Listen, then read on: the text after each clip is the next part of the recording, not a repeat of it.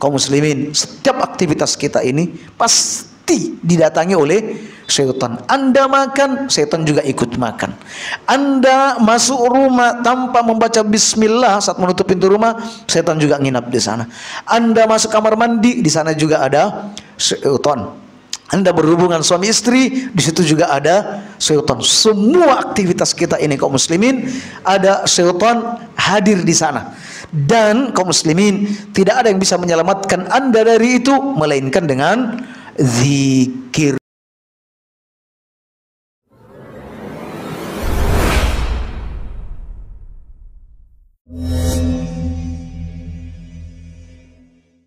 Assalamualaikum warahmatullahi wabarakatuh.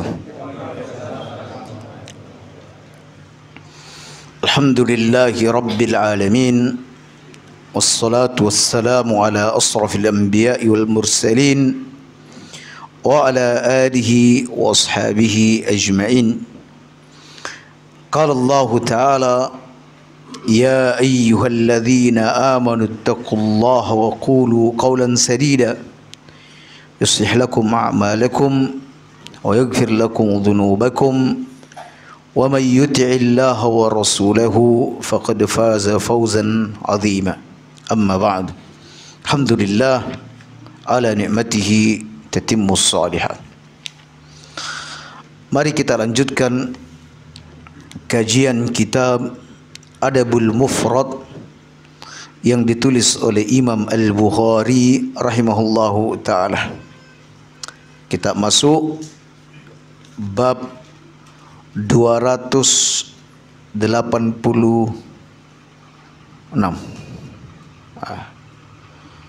Ya, 286 ya, 286 nggih. Nggih. Hadis 658. Babun man lam yas'alillaha yaghdab alaih.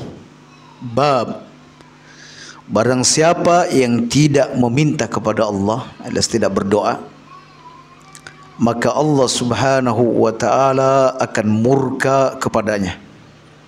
Bab, barang siapa yang tidak meminta kepada Allah alias tidak berdoa, maka Allah akan murka kepadanya.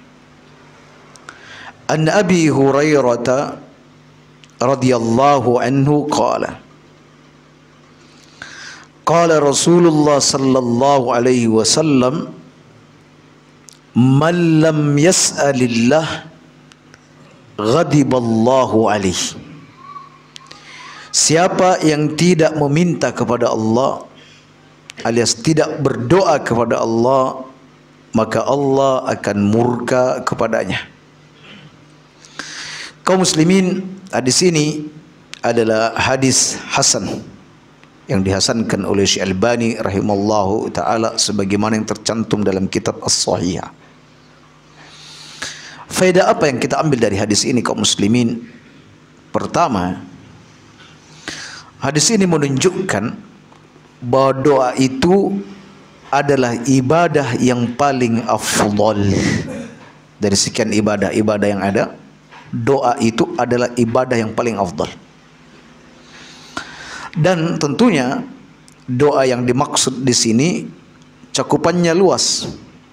Apakah itu taubat? Karena orang bertobat itu juga bagian daripada doa. Istighfar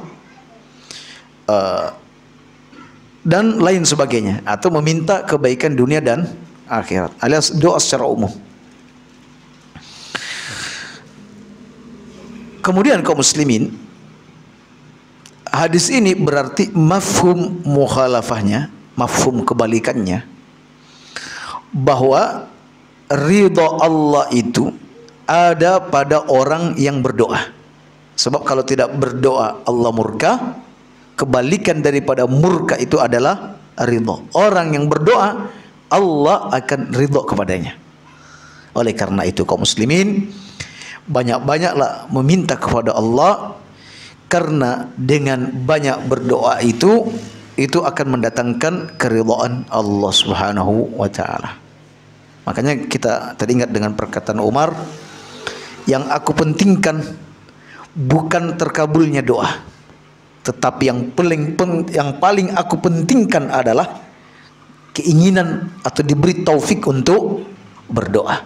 Sebab jika Anda sudah berdoa, Anda sudah mendapatkan pahala dari doa yang Anda pinta. Apakah setelah itu dikabulkan atau tidak dikabulkan itu urusan lain. Anda sudah beribadah dan Anda sudah memancing keridhaan Allah Subhanahu wa taala. Kemudian kaum muslimin, dengan berdoa maka hamba itu menunjukkan kelemahannya di hadapan Sang Pencipta. Dengan banyak berdoa berarti dia semakin menunjukkan kelemahannya kepada Allah Subhanahu wa taala. Nah, seperti itu. Hadis berikutnya, an Anas qala Rasulullah sallallahu alaihi wasallam, idza da'autumullah fa'azimu fid du'a. Kalau kalian berdoa kepada Allah, maka bersungguh-sungguhlah dalam berdoa. Bersungguh-sungguh dalam berdoa. Bagaimana bentuk kesungguhan itu? Ya, bagaimana kesungguhan dalam berdoa itu? Adalah meminta dengan tidak mengucapkan kalimat sebagai berikut. Wala yaqulanna ahadukum, jangan sekali-kali kalian berkata in syi'ta fa'atini, jika engkau mau ya Allah, jika engkau menghendaki maka berikanlah kepadaku. Jika engkau mau maka berikanlah kepadaku. Fa innallaha la mustakrihalah, karena sesungguhnya Allah Subhanahu wa taala itu tidak ada keterpaksaan baginya. Tidak ada keterpaksaan baginya. Kaum muslimin, apa yang dimaksudkan hadis ini? Hadis ini kaum muslimin, larangan bagi kita untuk mengatakan di dalam doa kita, ya Allah, jika engkau mau memberikan aku, ya berikan aku. Jika engkau mau merahmati aku, ya rahmati aku. Jika jenengan engkau ya Allah mau mengampuni aku, ya ampuni aku. Ya. Ungkapan seperti ini kaum muslimin menunjukkan si peminta tidak terlihat begitu membutuhkan. Ya. Jadi sudah terindikasi itu tidak begitu membutuhkan. Padahal orang yang ketika berdoa meminta kepada Allah Subhanahu wa taala itu harus menunjukkan posisinya betul-betul fakir, betul-betul membutuhkan atas apa yang dia minta. Jadi bukan ungkapan kalau engkau mau ya Allah ya beri aku. Ya. Jadi permohonan seperti itu ada kesan bahwa Allah Subhanahu wa taala dipaksa untuk melakukannya. Ya. Jadi seolah-olah ungkapannya seperti ini. Ya Allah, aku tidak memaksamu. Jika engkau mau mengampuni aku, ya ampuni. Jika tidak mau, ya enggak usah. Nah, itu maksud daripada in syi'ta, jika engkau mau. Kemudian yang kedua, ungkapan tersebut jika engkau mau itu seolah-olah apa yang diminta itu bukan sesuatu yang berat. Apa yang diminta itu seolah-olah sesuatu yang berat bagi Allah. Makanya pakai ungkapan jika engkau mau ya Allah. Itu jika engkau mau. Ya Allah, berikan aku rezeki yang banyak ya Allah. Itu jika engkau mau. Jadi seolah-olah di balik itu ada pesan bahwa apa yang diminta itu adalah sesuatu yang berat bagi Allah Subhanahu wa taala. Padahal tidak ada yang berat bagi Allah, karena segala perbendaharaan, ya, segala perbendaharaan itu, apapun itu ada di sisi Allah Subhanahu wa taala. Maka bagi orang yang meminta, mintalah kepada pemilik perbendaharaan itu dan pemilik kunci dari perbendaharaan itu. Jangan berharap, jangan minta kepada orang yang tidak memiliki perbendaharaan tersebut dan tidak memiliki kuncinya. Baik kaum muslimin, juga bahwa ada kesan ketika seorang berkata in syi'ta, ada kesan dia tidak terlalu butuh dengan apa yang dia pinta. Nah, sekali lagi kaum muslimin, intinya kita kembali bahwa berdoa itu mesti sungguh-sungguh, ya, bertekad kuat, ya, untuk dikabulkan.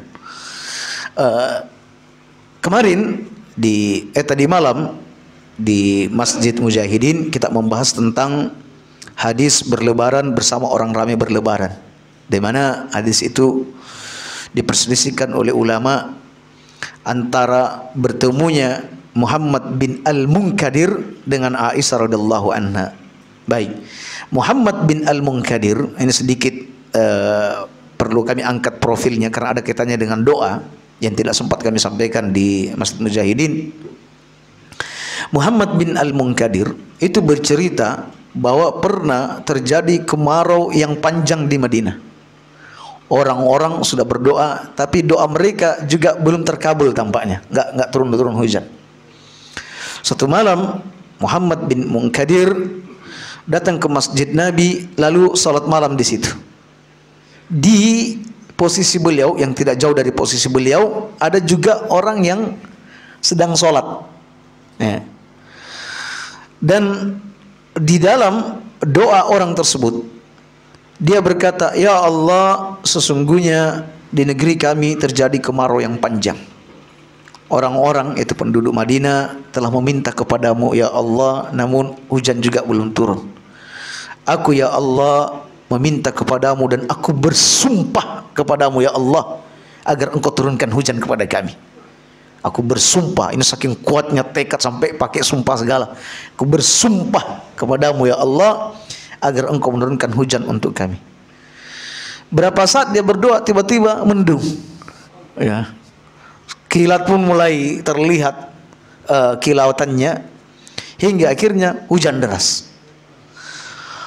Muhammad bin Al-Munkadir takjub dengan itu, bahwa ternyata di Madinah ini ada orang yang betul-betul soleh sampai doanya terkabul, padahal orangnya ini nggak dikenal, ya.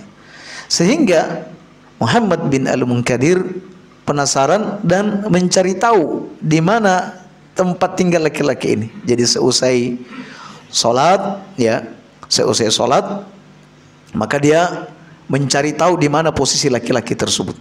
Nah, dan setelah dia mengetahui rumahnya, keesokan harinya dia datang berkunjung.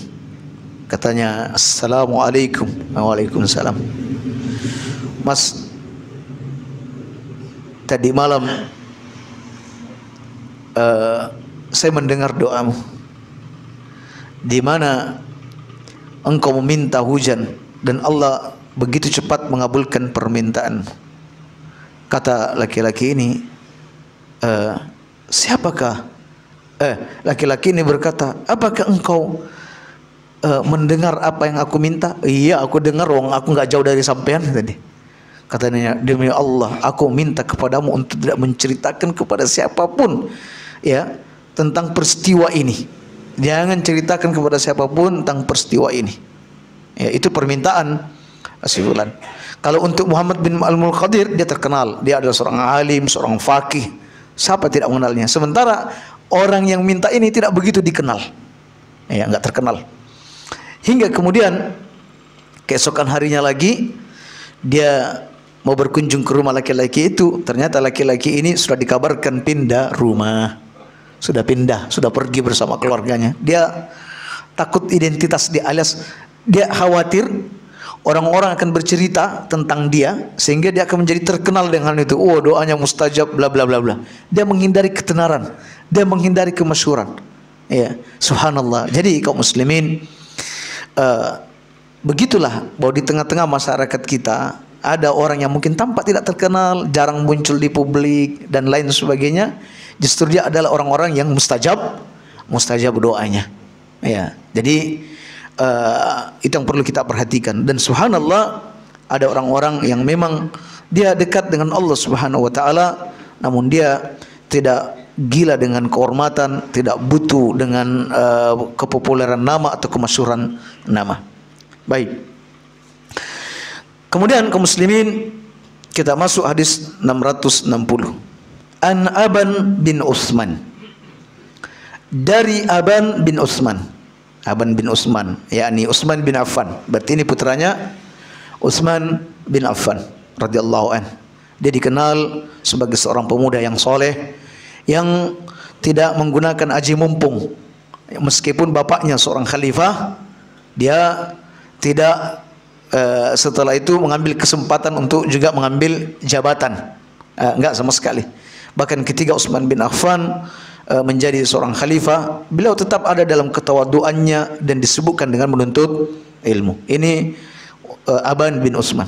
Dia berkata, Sami'tu Utsman qala, saya pernah mendengar Utsman ayahku berkata, Sami'tu an-nabiyya sallallahu alaihi wasallam yaqul, saya pernah mendengar Nabi bersabda, itu kata Utsman radhiyallahu an, man qala sabaha kulli yaumin wa masa'in kulli lailatin salasan, barang siapa yang di setiap pagi, di setiap harinya, dan di setiap masa, setiap petang, di setiap malamnya, ya, mengucapkan zikir berikut tiga kali dalam riwayat salas marrat, 3 kali. Dalam riwayat, barang siapa yang mengucapkan setelah terbitnya fajar di siang hari dan setelah terbenamnya matahari di malam hari. Dalam riwayat yang lain, barang siapa yang mengucapkannya di awal siangnya dan di awal malamnya, sehingga kata sebagian ulama, waktu zikir pagi petang itu ya setelah terbitnya fajar dan setelah terbenamnya matahari. Ya, jadi waktu masa ini ulama berbeda pendapat. Kalau kita baca zikir pagi petang itu kapan sih sebenarnya? Ya. Apakah setelah sholat asar ataukah setelah matahari terbenam? Ada yang bilang setelah asar, ada yang bilang setelah malam. Tapi jika kita memperhatikan hadis ini, di mana di sini disebutkan, barang siapa yang mengucapkannya sebanyak 3 kali setelah terbitnya fajar di awal siang dan mengucapkannya setelah matahari terbenam di awal malam, berarti menunjukkan bahwa petang itu maksudnya setelah matahari terbenam.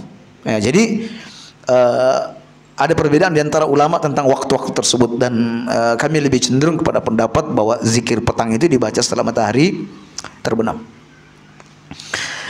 Barang siapa yang membaca zikir berikut di awal siang dan di awal malam sebanyak 3 kali. Apa itu? Bismillahilladzi la yadurru ma'asmihi syai'un fil ardi wala fis sama' wa huwas samiul alim lam yadurruhu syai'un. Barang siapa yang mengucapkan bismillah dengan menyebut nama Allah, yang tidak ada membahayakan sesuatu pun dengan menyebutkan namanya, baik yang ada di langit dan di bumi, dia maha mendengar lagi maha mengetahui, melainkan jika ini dibaca sebanyak 3 kali, la yadurruhu syai'un, tidak ada sesuatu pun yang bisa membahayakan dia. Tidak ada sesuatu yang tiba-tiba yang bisa membahayakan dia. Ya. Baik. Wa kana asabahu tarfun minal falij. Beliau ini, yaitu Aban bin Utsman, ketika menyampaikan hadis ini, beliau itu terkena stroke parsial, ya, kena kelumpuhan parsial. Ada bagian dari tubuhnya yang kena stroke. Faja'ala yanzuru ilaih. Lalu orang yang meriwayatkan hadis dari Aban bin Utsman ini ngelirik siapa? Bisa saja kakinya atau apa, ngelirik kelumpuhan yang ada pada kaki Aban bin Utsman. Fatinalah, Aban bin Utsman ngerti itu, bisa nangkap itu. nangkap. Lirikan itu dia tak paham. Ya.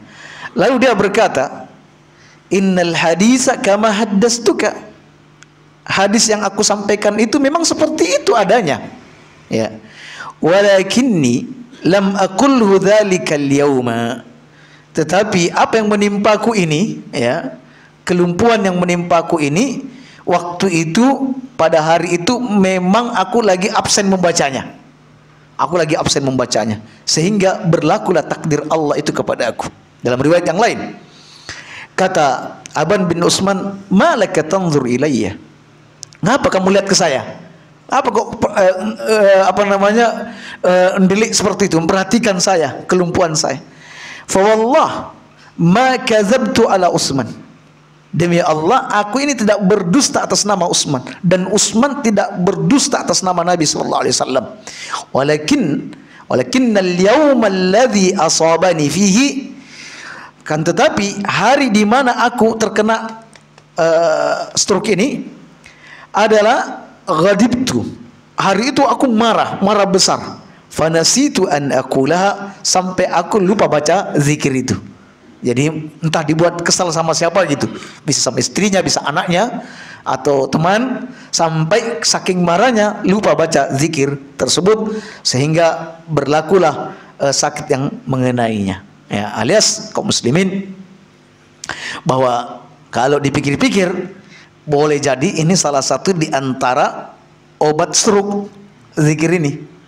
Zikir ini adalah obat stroke, alias sebelum Anda mengalami penyakit-penyakit yang Anda takuti, maka banyaklah membaca zikir ini, alias ini adalah zikir preventif untuk terkena penyakit. Sebagaimana antum biasa mungkin minum habatus sauda, minum madu biar tidak terkena penyakit yang tiba-tiba, maka salah satu di antara obatnya adalah membaca zikir ini. Sampai ketiga dia terkena stroke, ya, dia berkata kepada orang yang meliriknya itu bahwa aku kena ini pas waktu itu aku tidak lagi membaca zikir Bismillah alladzi la yadurru ma ismi syai'un fil ardi wala fis sama. Dan memang Aban setahun sebelum beliau meninggal, beliau terkena penyakit stroke yang parsial ini, dan diperkirakan umur beliau itu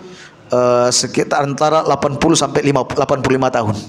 Ya, umur beliau ada di antara 80 hingga 85 tahun. Ya, jadi hafalkanlah zikir ini baik-baik kaum muslimin, ya. Dibaca setiap pagi dan setiap petang sebanyak 3 kali. Ya, jadi resepnya 3 kali. Pagi, petang 3 kali. Baik. Kemudian kaum muslimin, kita masuk bab berikutnya, babud du'a inda shaffi fi sabilillah. Bab berdoa saat berada di barisan perang di jalan Allah Subhanahu wa taala. Ansal bin Sa'ad qala, sa'atan tuftahu lahuma abwabus sama. Ada 2 waktu di mana pintu-pintu langit terbuka. Ada 2 waktu di mana pintu-pintu langit terbuka.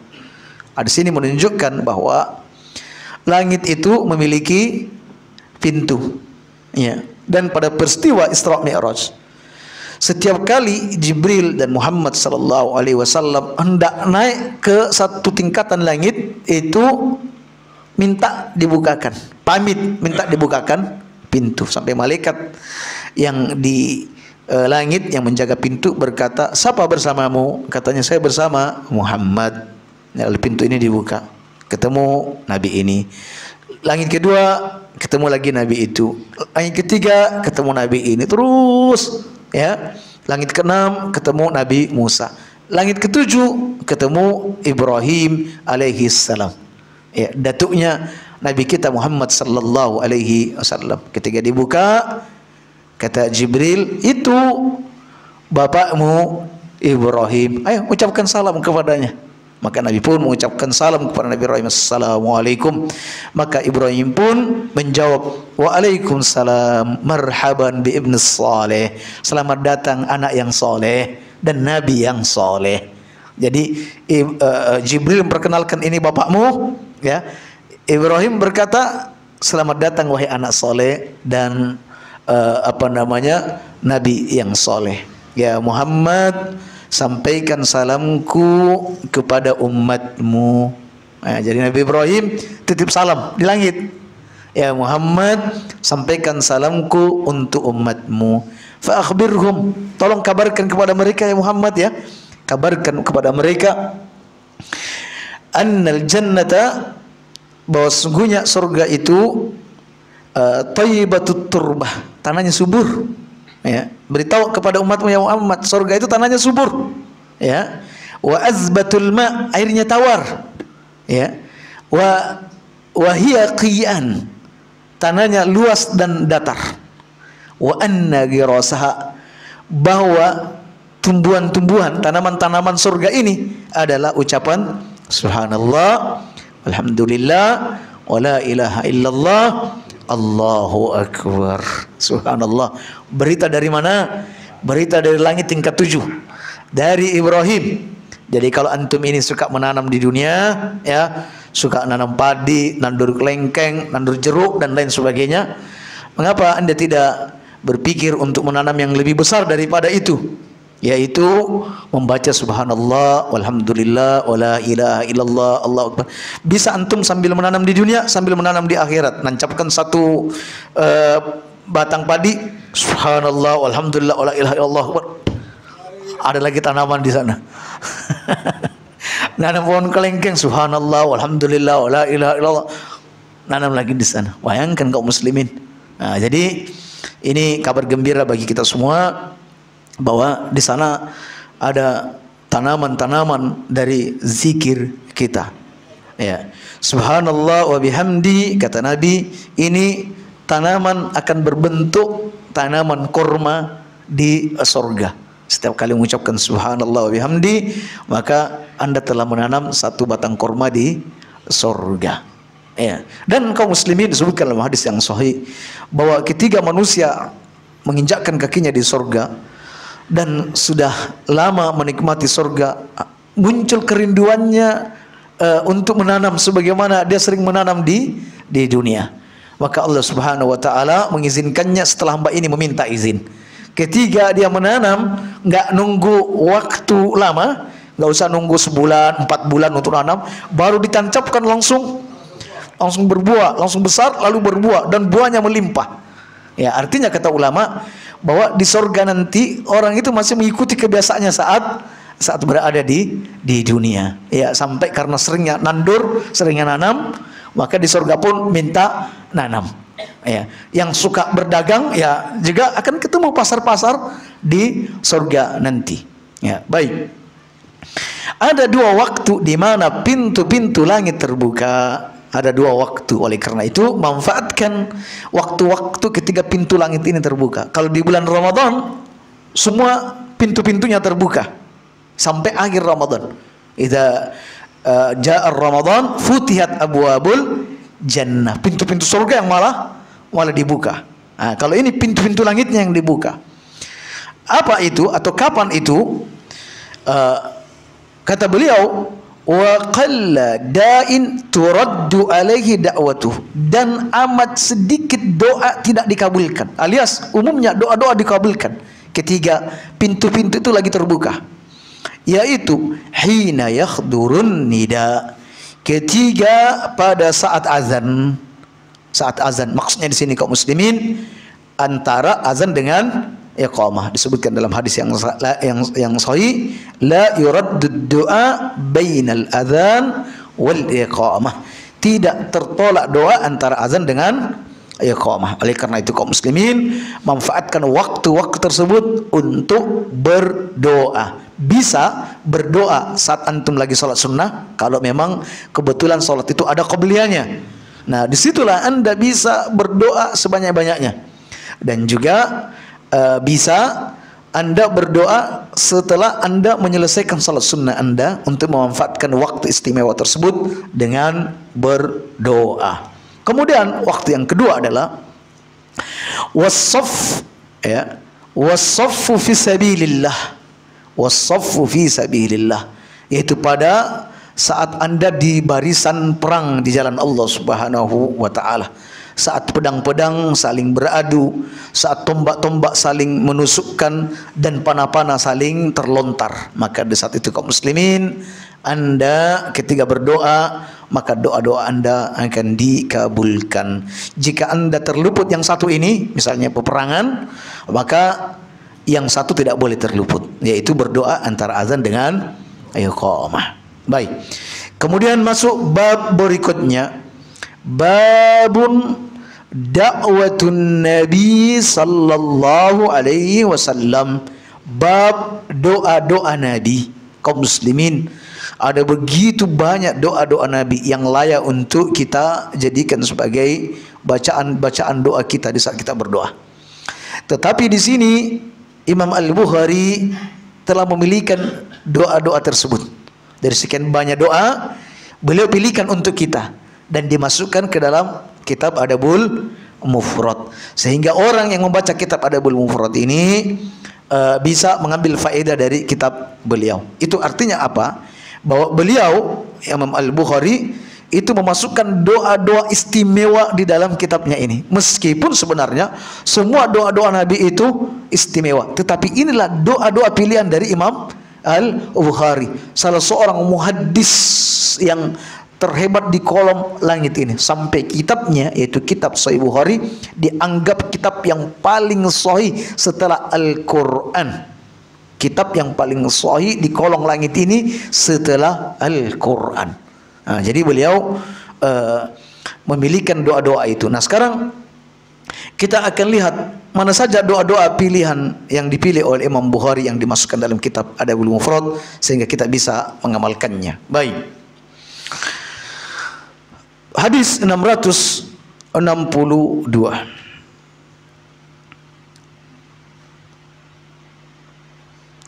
An Abi Sirmah qala kana Rasulullah sallallahu alaihi wasallam yaqul, adalah Rasulullah sallallahu alaihi wasallam biasa berdoa berikut ini, Allahumma inni as'aluka ghinaya wa ghina maulaya.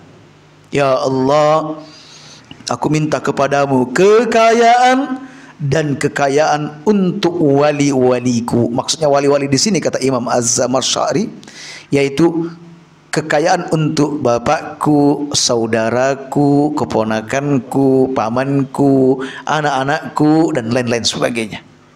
Ya, seperti itu. Ya Allah, aku minta kekayaan kepadamu dan kekayaan untuk wali-waliku. Kaum muslimin, ghina yang dimaksud di sini kata ulama adalah ghina nafs, ya, kekayaan hati.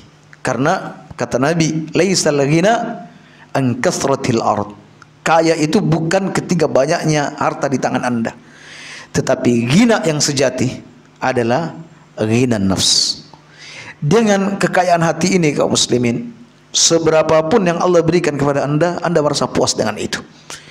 Tapi ketika kekayaan hati ini sudah hilang dari diri Anda, seberapapun harta, sebanyak apapun harta di tangan Anda, maka itu akan tetap menjadi kurang.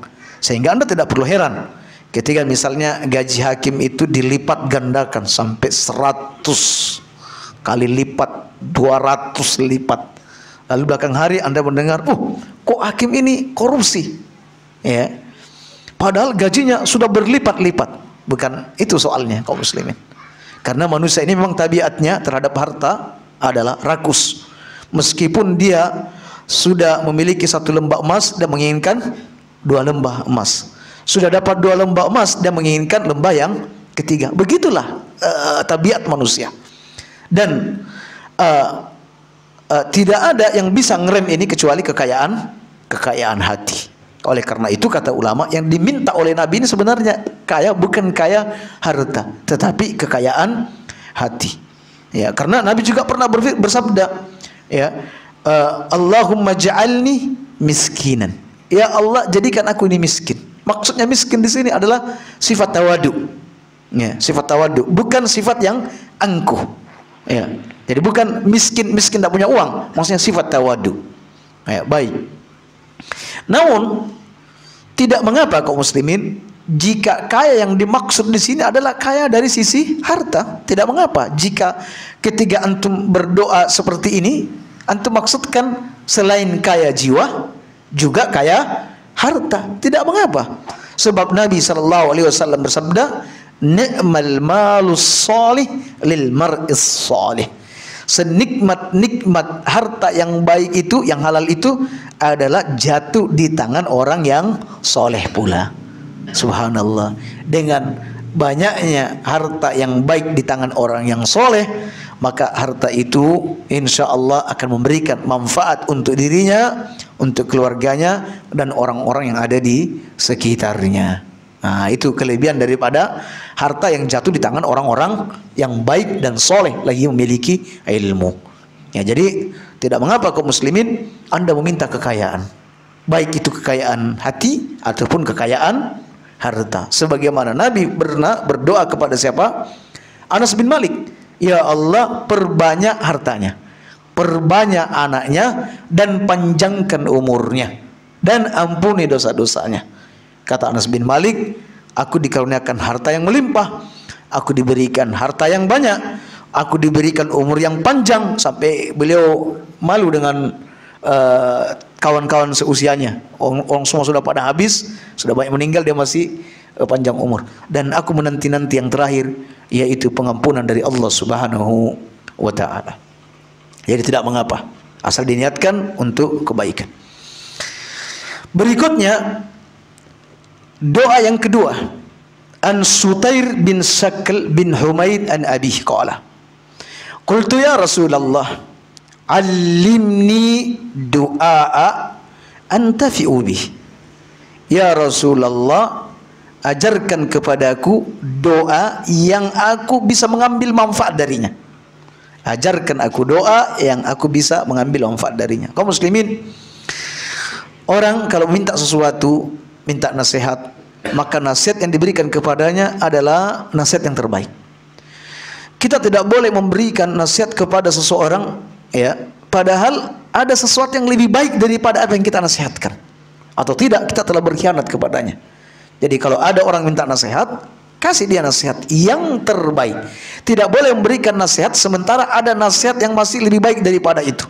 Itu tidak diperbolehkan. Maka tentu ketika Nabi diminta seperti ini, maka Nabi akan memberikan sesuatu yang terbaik untuknya. Apa kata Nabi? Katakan, Allahumma afini min syarri sam'i. Ya Allah, selamatkan aku dari keburukan pendengaranku. Nah, ini subhanallah, selamatkan aku dari keburukan pendengaranku. Di sini mencakup banyak hal. Apakah selamatkan dari sering mendengar ghibah, sering mendengar dusta, sering mendengar musik, sering mendengar kajian-kajian bid'ah, ya, dan lain sebagainya. Ini sudah diminta kepada Allah agar ini diselamatkan, ini telinga ini, ya, untuk tidak mendengar hal-hal yang tidak disukai dan dibenci oleh Allah Subhanahu wa ta'ala, agar selalunya bisa mendengar yang baik-baik saja, tidak mendengar yang buruk-buruk. Ini satu. Kemudian wa basari, dan selamatkan aku dari penglihatanku, ya, dari buruknya penglihatanku. Ya, ini di sini mencakup banyak hal. Melihat aurat wanita yang bukan mahram, melihat kemaksiatan, kemudian mata yang berkhianat, ya, ngelirik ke sana kemari sebagai bentuk pengkhianatan, dan lain sebagainya. Kita berlindung kepada Allah dari mata yang berkhianat. Apalagi di zaman kini kaum muslimin, adalah musibah terbesar bagi kita adalah sulitnya mengendalikan pandangan mata. Anda tidak hanya berada di luar rumah, di dalam rumah pun, ya, di dalam rumah pun kita dengan mudah bisa melihat hal-hal yang dilarang oleh Allah Subhanahu wa taala. Kalau di zaman dulu, saat belum ada yang namanya media sosial, belum ada yang namanya televisi, mereka hanya mengkhawatirkan kalau keluar rumah. Mereka betah kalau dalam rumah. Karena dalam rumah ini bisa menyelamatkan jiwa, bisa menyelamatkan agama, bisa menyelamatkan mata dan pendengaran. Cuma dengar omongan istri, dengar omongan anak-anak. Itu zaman dulu, ya, zaman dulu. Ya, kalau sudah balik ke rumah, sudah habis sholat isya, habis makan malam, matikan lampu, tidur. Ya, lebih banyak bermesraan dengan istri. Akhirnya orang zaman dulu memiliki banyak anak. Karena nggak neko-neko zaman dulu. Ya. Kalau zaman sekarang kan berbeda. Ya, berbeda. Masuk rumah sudah letih, untuk menghilangkan keletihan ya melihat dululah apa yang bisa dilihat. Sementara istri dianggurkan karena istri juga punya kesibukan sendiri. Ya, akhirnya tidurnya malam dan sebagainya. Akhirnya generasi-generasi semakin sedikit. Ya, kurang bermesraannya kurang. Ya. Kemudian kaum muslimin, walisani, aku juga berlindung kepadamu atau selamatkan aku dari buruknya lisanku. Ya, tentu ya suka ghibah, suka dusta, suka omong kotor, suka memaki, suka mengumpat dan lain sebagainya. Memberi janji yang tidak ditepati. Wa qalbi, dan juga aku berlindung kepadamu ya Allah atau selamatkan keburukan hatiku. Ya, keburukan hati, yaitu hati yang condong untuk melakukan kemaksiatan, condong untuk menjauh dari kebenaran, condong untuk mengikuti hawa nafsu dan lain sebagainya. Wa syarri mani, dan selamatkan aku dari buruknya air maniku. Buruknya air maniku. Kata Waqi', yang dimaksud dengan buruknya air maniku yakni buruknya perzinahan dan perbuatan-perbuatan yang dekat pada perzinahan. Oleh karena itu ditimbang-timbang, dipikir-pikir kaum muslimin, kemana air mani ini mau ditumpahkan, ya, dengan jalan halal atau jalan haram, ya. Oleh karena itu jika seseorang memutuskan untuk menumpahkannya di jalan yang halal, maka Allah Subhanahu wa taala akan memberikan pahala atas hal tersebut. Karena Nabi bersabda, wa fi bud'i adikum sadaqah, pada kemaluan istrimu ada sedekah di sana. Katanya Rasulullah, bagaimana bisa hal seperti ini mendatangkan pahala? Kata Nabi, bagaimana menurutmu jika itu ditumpahkan di tempat yang haram? Apakah dia berdosa? Katanya berdosa. Nah, begitu juga ketika dia menumpahkannya di tempat yang halal, maka dia akan mendapatkan pahala. Kaum muslimin, inilah indera-indera yang berpotensi untuk mendatangkan dosa. Bahkan yang terbanyak ada pada lisan. Ya, yang paling banyak menyeret seseorang masuk ke neraka adalah lisan. Oleh karena itu, sebelum antum meminta yang lain-lain, maka minta ini diselamatkan, dijaga, yaitu pendengaran, penglihatan, lisan, hati, dan buruknya air mani. Kaum muslimin, boleh jadi selama ini kadang kita masih mudah untuk mengumpat, memaki. Selama ini masih sering melihat hal-hal yang tidak dibenarkan oleh Allah karena kurang doa ini.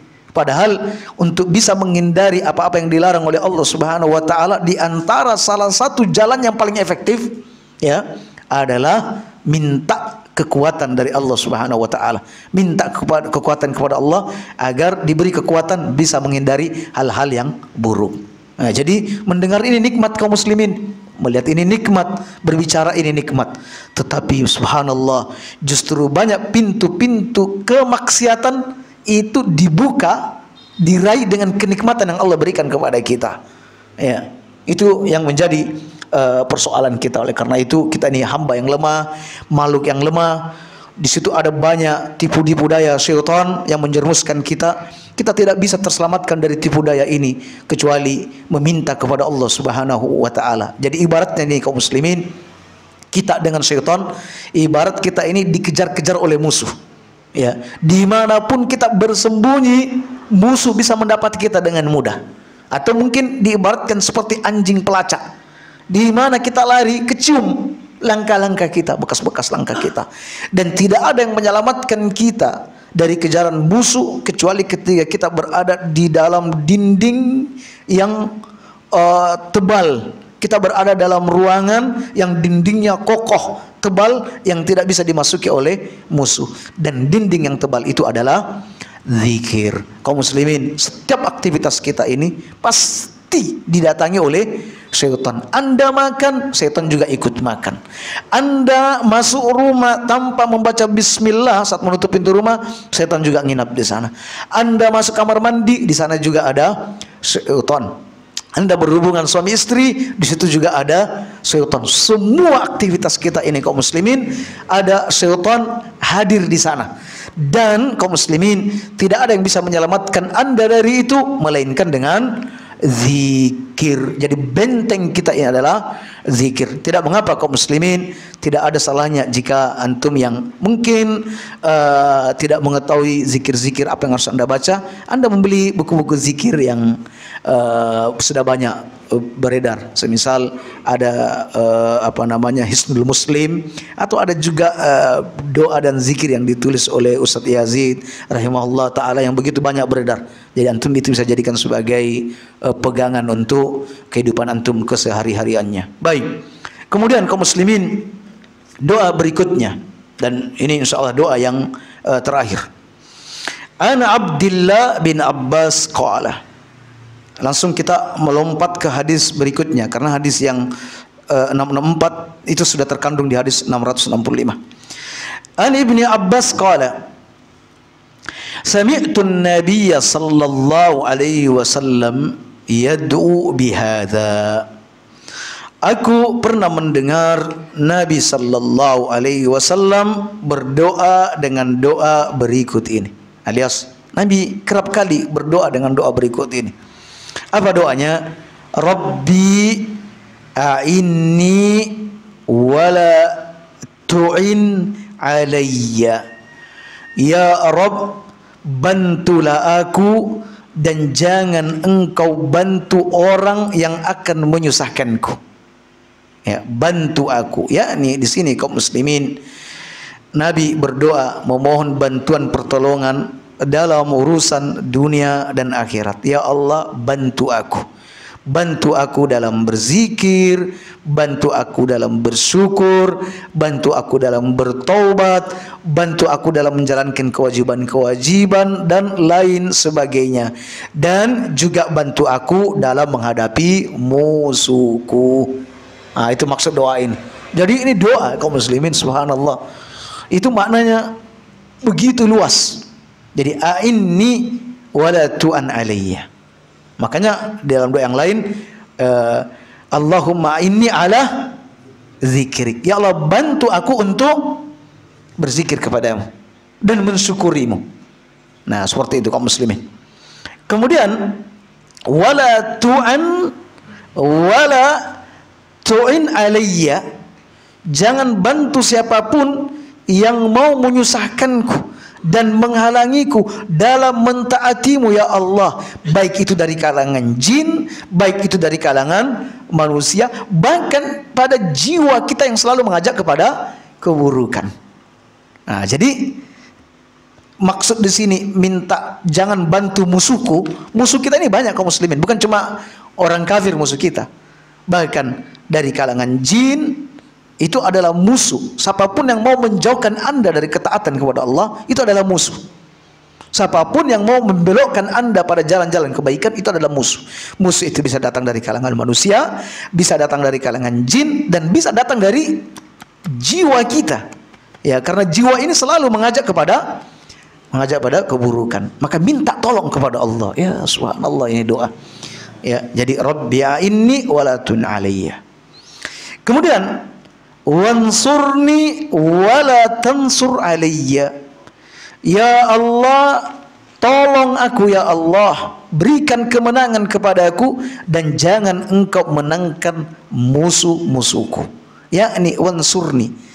Ini Nabi memohon kemenangan dalam menghadapi musuh-musuh, baik musuh-musuh penentang agama dan musuh-musuh hawa nafsu. Yakni baik itu musuh luar ataupun musuh dari dalam. Ya, jadi musuh dari luar ya orang-orang kafir, ya.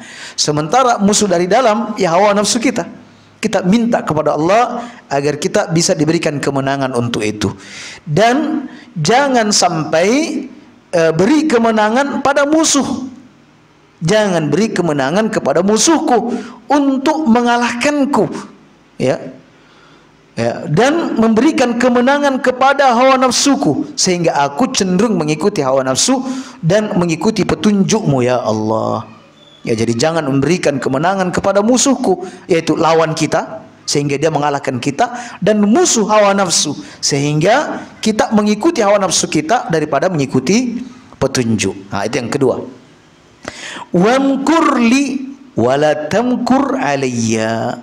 Ya Allah, buatlah makar untuk menolongku dan jangan engkau membuat makar untuk mencelakakanku. Buatlah makar untuk menolongku. Maksudnya kaum muslimin, tampakkanlah makarmu pada orang yang hendak berbuat buruk kepadaku. Ya, tampakkan makarmu pada orang yang hendak berbuat buruk kepadaku. Jadi kalau ada orang punya niatan-niatan buruk sama kita, mungkin mau menyihir kita, mau mendukuni kita, atau apalah pokoknya dia mau membuat makar, maka kita katakan wamkurli, tampakkan makarmu pada orang yang hendak berbuat buruk kepadaku. Tunjukkan atau karuniakan kepadaku strategi yang jitu untuk memperdayai musuhku. Nah, jadi tingkat kalimat daripada wamkurli, ya, yaitu buatlah makar untuk menolongku dan jangan engkau membuat makar untuk mencelakakanku. Kemudian kaum muslimin, wa yassir li al-huda.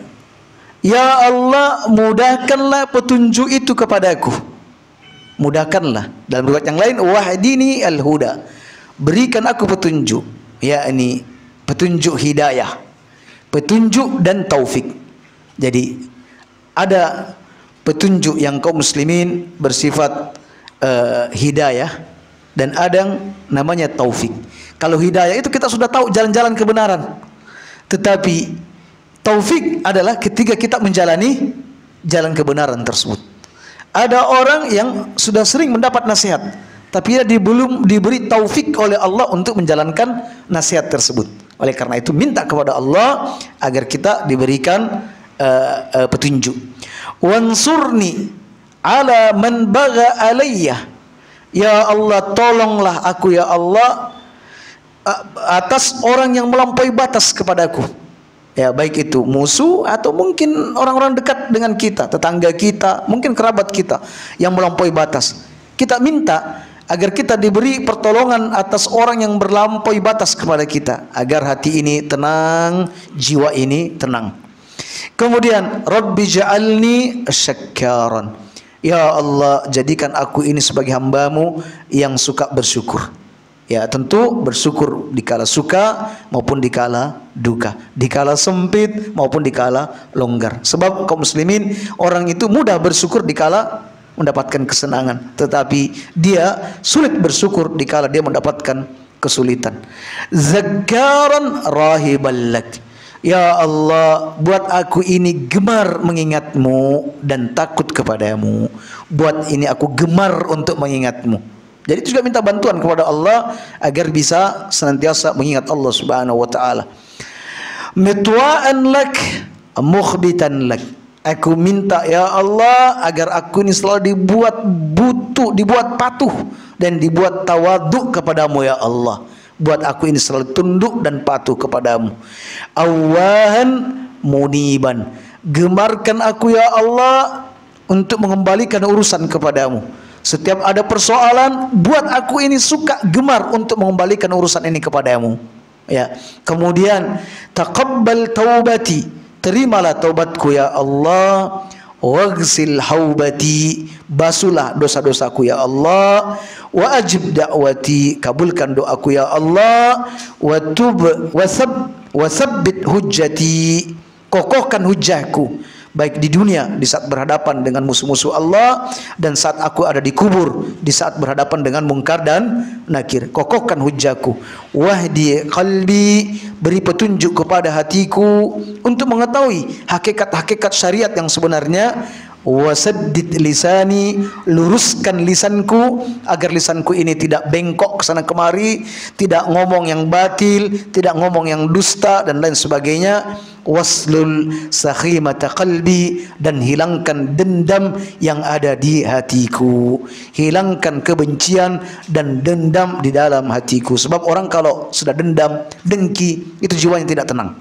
Dengan hilangnya rasa dendam, hilangnya rasa dengki, maka insya Allah kaum muslimin ini akan membuat jiwa anda tenang. Nah demikian kaum muslimin, doa Nabi yang panjang. Kalau antum menghafalkan ini luar biasa.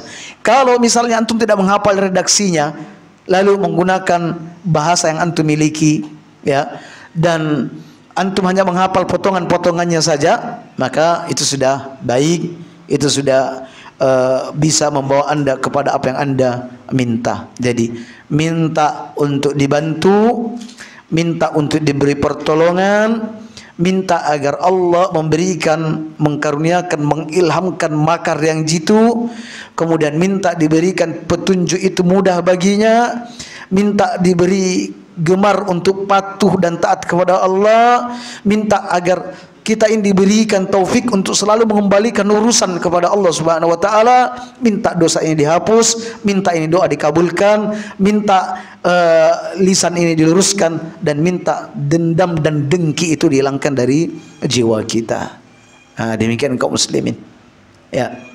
Baik, insyaallah nanti ke depan kita masih akan membahas mana saja doa-doa Nabi sallallahu alaihi wasallam. Jika ternyata di antara doa-doa itu ada yang sudah antum hafal, walhamdulillahi rabbil alamin. Jika ternyata ada yang belum dihafal, maka berusaha untuk mencari tahu agar bisa dijadikan masuk dalam daftar doa-doa anda. Demikian. Jika ada pertanyaan, maka kami persilakan untuk bertanya. Waalaikumsalam warahmatullahi wabarakatuh.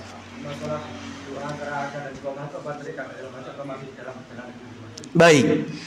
Doa antara azan dan iqamah tidak tertolak. Doa antara azan dan iqamah, apakah ini terikat di dalam masjid atau bahkan di luar masjid di saat perjalanan menuju ke masjid? Hadis ini sebenarnya berlaku mutlak, tidak terbatasi tempat, tidak terbatasi dengan tempat. Nabi hanya menyebutkan doa antara azan dan iqamah itu mustajab. Oleh karena itu, jika hadis ini tidak terbatasi dengan berada di dalam masjid, maka ketika anda berada di rumah, ya misalnya anda mengambil salat sunnah di rumah, anda juga bisa banyak berdoa di sana, lalu kemudian datang ke masjid ketika sudah waktunya sudah semakin dekat. Ya, jadi tidak terbatasi. Anda di perjalanan juga anda bisa berdoa. Ya, dan ketika anda sudah masuk ke dalam di teras masjid, anda juga berdoa, dan anda sudah ada di dalam masjid juga tetap dianjurkan untuk berdoa. Nah, jadi tidak dibatasi dengan masjid. Ya. Soal datang dari saudara kita, apakah boleh di dalam majelis ilmu dibarengi dengan arisan, yang mana arisan tersebut sifatnya sebagai pengikat biar aktif? Syukron katsira. Ya, kaum muslimin, kita katakan bahwa arisan ini masuk dalam bab utang piutang.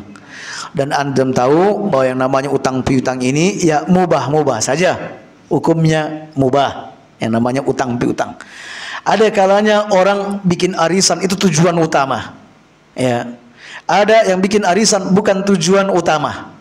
Tapi biasanya lebih kepada biar lebih dekat antara satu dengan yang lain, untuk mengikat bahwa besok kita ini ada pengajian, dan mungkin arisannya mungkin cuma 1.000, 2.000 atau 3.000, hal yang remeh-temeh, ya remeh-temeh. Kalau memang maksud dan tujuannya seperti itu, ya tidak apa-apa, tidak ada dosa. Kalau memang tujuan utamanya bukan karena uangnya, tapi kalau menjadi yang utama adalah karena uangnya, berarti ini sudah memalingkan antum dari tujuan untuk menuntut ilmu. Karena disebutkan dalam hadis, barang siapa yang keluar dari rumahnya menuju ke masjid dan tidak memiliki maksud lain kecuali menuntut ilmu, Barulah dia mendapatkan keutamaan seperti ini. Dia seperti berhaji secara sempurna, berhaji secara sempurna. Tapi ingat, jadi keluarnya dari rumah memang tujuan utamanya adalah apa? Adapun nanti keluar setelah taklim singgah di pasar, ya itu urusan lain, buat nopo-nopo, itu bukan tujuan utama. Ya. Nah, ini kalau dengan jumlah yang besar, arisannya dalam jumlah yang besar, dia pergi ke Masjid Tapan ini memang karena tujuannya biar dapat undian atau kocokan arisan. Nah, ini berarti bisa memalingkan niat dari menuntut ilmu. Demikian insyaallah. Baik. Soal berikutnya, saya mau minta nasihat bagaimana cara menghilangkan rasa dendam dan mengontrol emosi. Jazakallahu khairan. Yang pertama, Anda minta kepada Allah Subhanahu wa taala agar dendam dan rasa emosi itu dihilangkan dalam diri Anda. Itu yang paling pertama. Ya. Terus yang kedua, pelajari tentang hadis-hadis yang berkaitan dengan masalah dendam dan emosi. Di mana Nabi sallallahu alaihi wasallam bersabda, "Laisa as-sadidu bis-sur'ah." Bukanlah orang kuat itu adalah yang bisa membanting orang sekali bantingan atau memukul orang sekali pukul. Akan tetapi orang yang kuat itu adalah ketika dia bisa menahan emosi dia, amarah dia. Bacalah hadis-hadis berkaitan dengan itu. Dan yang berikutnya, pelajari, ya, baca tentang apa efek-efek daripada dendam tersebut. Ya, di mana dendam ini tidak baik untuk di masa mendatang. Amat tidak baik. Efeknya juga masuk ke dalam jiwa Anda, bahkan juga berefek kepada anak turunan Anda. Sampai ada yang bilang dendam 7 turunan. Ya, apa salahnya? Bapaknya yang punya masalah, anaknya juga diikut-ikutkan. Ya, padahal manusia itu tidak menanggung kecuali apa yang ia perbuat. Jadi pelajari hal-hal yang berkaitan dengan syariat. Kemudian yang keempat, coba carilah saudara Anda, sahabat Anda, bergaullah dengan orang yang subhanallah dia itu hampir tidak punya emosi. Dibuat marah apapun dia bersabar. Ya, dia suka memaafkan. Bahkan di dalam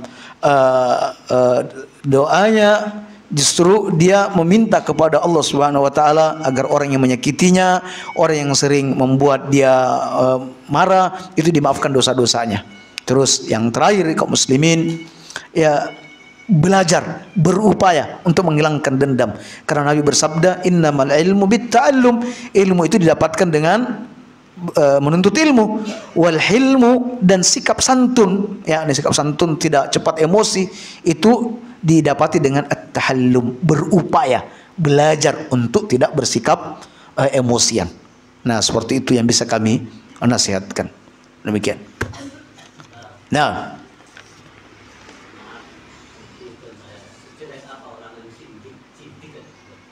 zindik kalau zaman dulu itu istilah untuk orang munafik yang tulen, munafik murni. Apabila mereka bertemu dengan orang beriman, nahnu ma'akum, kami bersamamu. Tapi ketika bertemu dengan teman-temannya orang-orang kafir, orang Yahudi, dia berkata, kami bersamamu, kami hanya bercanda dengan. Itu namanya zindik untuk zaman sekarang. Kalau dulu namanya munafik tulen, yang sebenarnya dia ini hanya menampakkan Islam secara zahir, tetapi dia sama sekali tidak ada keimanan kepada Allah, tidak meyakini tentang ajaran-ajaran Nabi sallallahu alaihi wasallam. Itu disebut dengan zindik. Nah, ya. Masalah sholat jamaah itu bagaimana hukumnya kalau kita bermakmum kepada imam yang bacaannya selalu salah, padahal itu masjid yang terdekat dengan saya itu. Ada kesalahan yang jali, ada kesalahan yang khafi. Kesalahan yang jali itu sudah tampak jelas kesalahannya. Bisa tampak jelas kesalahannya, ayat sering tertukar-tukar, dikurangi, ditambahkan, bolak-balik ini kesalahannya. Ya, bukan dia lupa, memang segitu hafalan dia. Bawaannya memang begitu. Ketika dia menghafal, pasti ada yang dikorupsi. Ada yang hilang, ya. Jadi itu menunjukkan bahwa buruknya ini kesalahan yang fatal. Ya, atau mungkin huruf-huruf yang berubah. Ini juga kesalahan yang fatal. Ada huruf-huruf yang mirip-mirip. Nah, mirip-mirip. Ini kalau dia terjatuh dalam huruf-huruf yang mirip misalnya, ya dia tidak disebut dengan kesalahan yang fatal, kesalahan yang jali. Ini kesalahan yang samar. Ada juga orang mungkin tajwidnya yang buruk, tetapi ya secara makna masih benar. Cuma cara bacanya tajwidnya kurang buruk. Ini sholat belakang orang ini masih diperkenankan. Tapi kalau kesalahannya pada tingkat jeli sudah jelas, ya, apalagi bacaan Al-Fatihahnya banyak huruf-huruf yang dirubah, harakat juga dirubah, ada yang dikorupsi, ada yang dilebihkan, maka Anda tidak boleh sholat di tempat ini. Cari masjid yang lain atau usulkan kepada takmir agar imam ini yang tidak tahu diri ini untuk diganti. Sebab ada imam percaya diri tetap aja sudah orang banyak mengkritiknya, tetap dia merasa berhak menjadi imam dan lain sebagainya. Oleh karena itu kaum muslimin, kalau antum tidak ditunjuk menjadi imam, jangan maju jadi imam.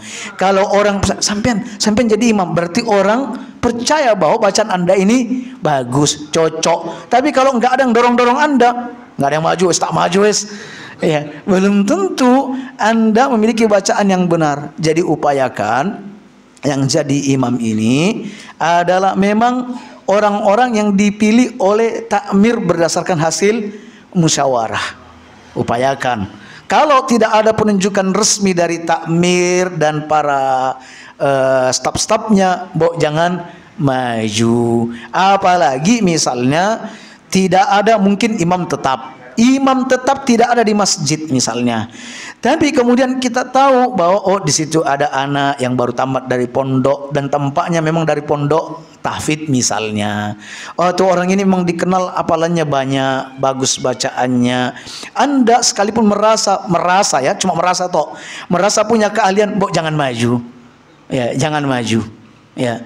Jadi kecuali kalau Anda didesak, dipaksa untuk maju, berarti orang-orang yang ada di sekitar Anda punya sangkaan bahwa Anda ini memiliki hafalan yang baik. Tapi kalau Anda sekedar mengajukan diri Anda sendiri, maka sebaiknya tidak.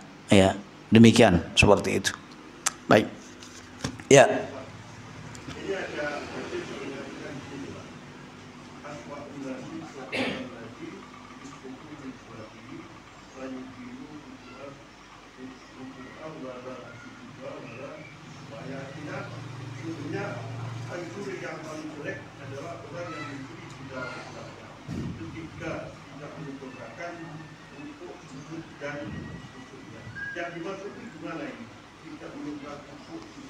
Iya, pencuri itu kan biasanya mencuri barang milik orang lain. Ya, ini orang yang sholat mencuri amalannya sendiri.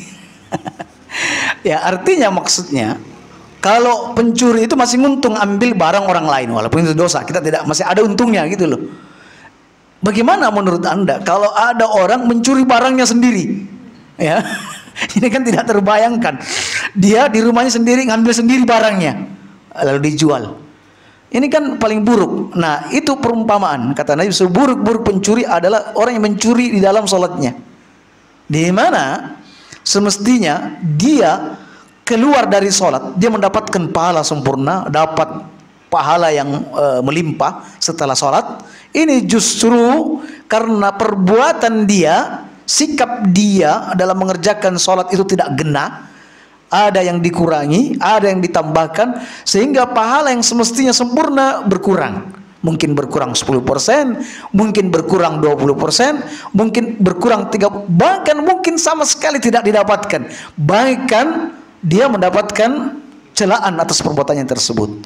Nah, di situ adalah ketika Nabi ditanya, siapa yang dimaksud adalah pencuri dalam sholat? Katanya orang yang tidak sempurna ruku dan sujudnya. Maksudnya tidak tumak nina di dalam ruku dan sujud. Tumak nina ini rukun dalam sholat. Tumak nina itu adalah ketika Anda berada di satu rukun dan menetapi rukun tersebut, ya, di mana Anda secara sempurna menetapi rukun itu, walaupun mungkin zikirnya cuma satu bacaan. Misalnya sujudnya betul-betul tetap pada sujudnya, tumak nina, lalu baca subhana rabbiyal a'la, lalu setelah itu bangkit. Ini belum sempurna sujudnya, Allahu Akbar, Allahu Akbar.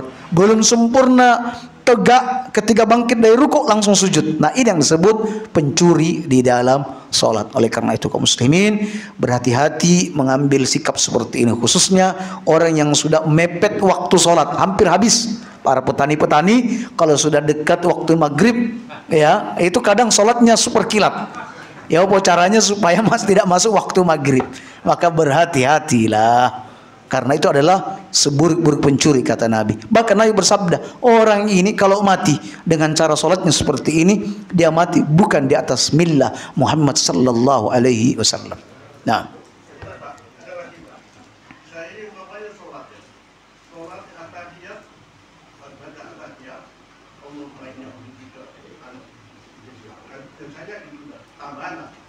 dan sedangkan imam sudah selesai, kita masih belum selesai, ini gimana? baik. Nabi sallallahu alaihi wasallam bersabda, apabila imam bertakbir, bertakbirlah. Apabila imam ruku', ruku'lah. Apabila sujud, apabila bersalam, maka bersalamlah. Dan sebagaimana antum ketahui kaum muslimin, apabila seseorang ketinggalan satu rukun, ya, semisal ada orang imam sudah sujud, Anda baru bangkit dari ruku misalnya, imam sudah sujud. Setelah itu imam naik duduk di antara dua sujud, Anda baru turun sujud. Berarti Anda kehilangan satu rukun dari imam, ketinggalan. Atau misalnya ada orang sibuk sujud, ya, imam sudah bangkit, Allahu Akbar, duduk di antara dua sujud. Anda masih sibuk berdoa dalam sujud. Setelah itu imam sujud, Allahu Akbar, Anda baru duduk, maka antum tidak berjamaah namanya. Ini tidak berjamaah. Nah, sekarang bagaimana kalau imam salam dan kita belum tuntas tasawufnya? Dituntaskan apa mboten? Langsung assalamualaikum, assalamualaikum. Kita katakan kaum muslimin, ketika imam sudah salam, masuk rukun salam, tidak ada lagi rukun setelah itu. Ya, sudah nggak ada lagi rukun setelah itu. Sebab salam kedua ini bukan rukun, adalah sunnah. Oleh karena itu, jika antum ikut berjamaah dan tasawuf antum belum selesai, maka tidak mengapa antum menuntaskan tasawuf antum, ya, dan doa yang mungkin sudah ada di penghujung tuntaskan, baru kemudian salam, ya, kecuali kalau misalnya salam kedua itu juga rukun, Anda masih sibuk bertasawuf, berarti Anda ketinggalan rukun salam yang pertama. Dengan demikian tidak mengapa Anda menuntaskannya. Biasanya sujud yang terakhir itu loh, Pak, kan lama itu. Iya. Sebaiknya imam tidak melakukan itu, makmum juga tidak melakukan itu, karena mengkhususkan berdoa di sujud terakhir itu tidak ada contoh dari Nabi Shallallahu Alaihi Wasallam. Nggak ada contoh. Kita dianjurkan berdoa di semua sujud. Hanya saja memang kita ini kadang banyak melamun dalam sholat, pas sudah sujud terakhir baru ingat, aduh belum berdoa sama sekali. Akhirnya kesempatan terakhir itu digunakan untuk berdoa. Tetapi jika imam sudah bangkit, Anda tidak boleh, karena ya imam sudah bangkit, setelah itu tasahud, rukun berikutnya adalah tasahud. Ya, jadi Anda harus mengikuti imam. Ya. Nah, seperti itu insyaallah.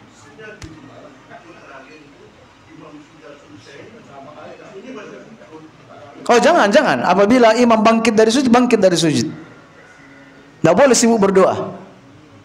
Ya. Tahiyat akhir, karena setelah itu salam dan tidak ada lagi rukun setelahnya. Nah. Baik, kita cukupkan sampai di situ. Mudah-mudahan bermanfaat. Subhanakallahumma bihamdik, la ilaha illa anta astaghfiruka wa atubu ilaik. Assalamualaikum warahmatullahi wabarakatuh.